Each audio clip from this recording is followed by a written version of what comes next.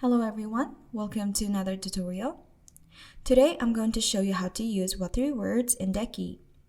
This is a boating app for maps, forecasts, reports, and alerts, and it has added what3words to its apps and as well as web maps.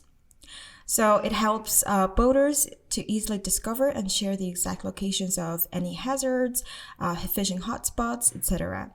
So let's just go ahead and go to their app. As you can see some fishing hotspots, any hazards or anchorages around Sydney. So all you have to do is go ahead and click on one of these icons to view its details. And it simply shows you the location as well as 3-word address, so you can go ahead and navigate to this location.